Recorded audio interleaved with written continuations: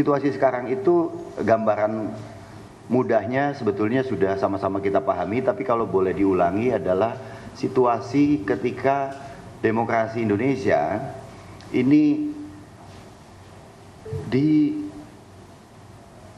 diontang-anting, gitu ya, diayun-ayun.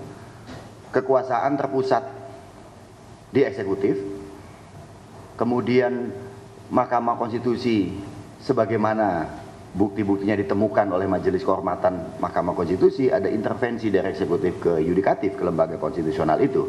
Kemudian juga ada situasi lain adalah bahwa ancaman terhadap azas jujur dan adil pemilu yang akan kita lakukan 14 Februari mendatang itu tidak bisa berlangsung dengan baik. Itu sehingga perlu kiranya ada urun rembuk terus-menerus dari, saya menyebutnya tokoh-tokoh bangsa, ya. Beliau-beliau keberatan disebut itu. Makin tua kadang-kadang makin arif gitu ya, jadi nggak mau disebut tokoh-tokoh bangsa. Mungkin karena nggak pernah tutup. Kalau toko kan ada buka pagi, malam tutup, kira-kira itu. Jadi mereka itu kenapa mereka nggak mau disebut tokoh bangsa.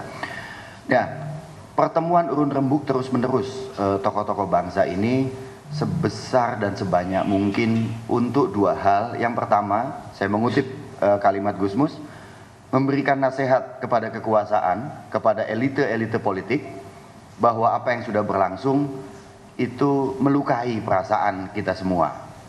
Walaupun kata-kata melukai belakangan kan sering disebut sebagai sok drama, sok sinetron, kebanyakan drakor. Tapi itulah yang perlu dilakukan oleh para budayawan, tokoh-tokoh lintas agama, iman dan keyakinan, kemudian juga para pembela-pembela demokrasi, pejuang-pejuang hak asasi manusia, juga termasuk mereka yang bekerja di ruang-ruang anti korupsi seperti Pak Eri Riana dan kawan-kawan. Yang kedua, Gusmus menganjurkan agar pertemuan-pertemuan itu dilakukan juga untuk menyerukan kepada warga masyarakat, kepada warga negara Indonesia, bahwa kita harus saling memahami situasi sekarang itu tidak enak.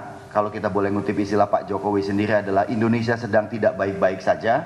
Karena itu nasihat-nasihat penting disampaikan juga kepada warga negara agar situasi tetap bisa adem, kekecewaan bisa disalurkan melalui saluran-saluran demokratis, sehingga sama-sama memperingatkan agar penguasa juga eling.